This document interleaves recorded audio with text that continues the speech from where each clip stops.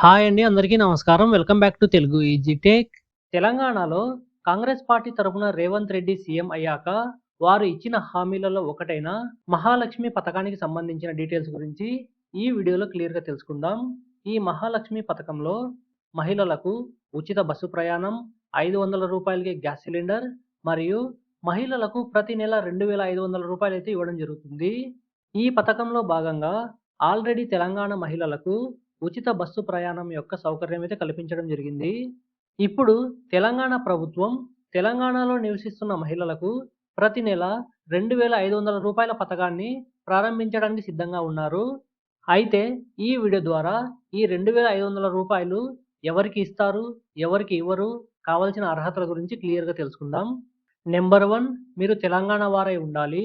Number 2 మీ దగ్గర ration card అయితే ఉండాలి. నెంబర్ 3 మీ దగ్గర ఆధార్ కార్డ్ కూడా ఉండాలి. నెంబర్ 4 మీ దగ్గర క్యాస్ట్ సర్టిఫికేట్ కూడా ఉండాలి.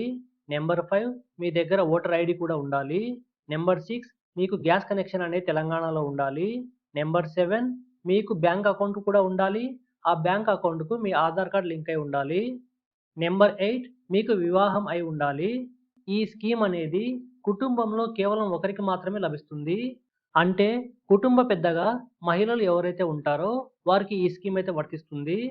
అంటే ఒక కుటుంబంలో తల్లి, తండ్రి, కొడుకు, కూతురు ఈ విధంగా ఉన్నట్లయితే తల్లికి ఈ యొక్క స్కీమ్ అయితే వర్తిస్తుంది.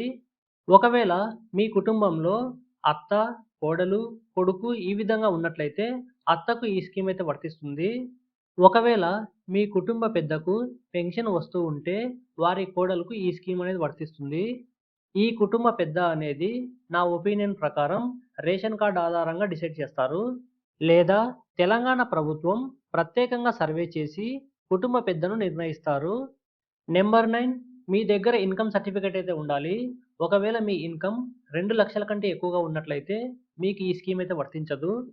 ఒకవేళ మీ కుటుంబంలో ఎవరైనా జాబ్ చేస్తున్నట్లయితే అటువంటి వారికి కూడా ఈ స్కీమ్ అనేది వర్తించదు.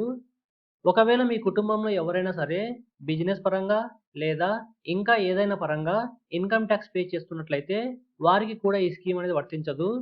తెలంగాణ కాకుండా ఇతర రాష్ట్రాల నుంచి వచ్చిన మహిళలకు ఈ స్కీమ్ అనేది వర్తించదు.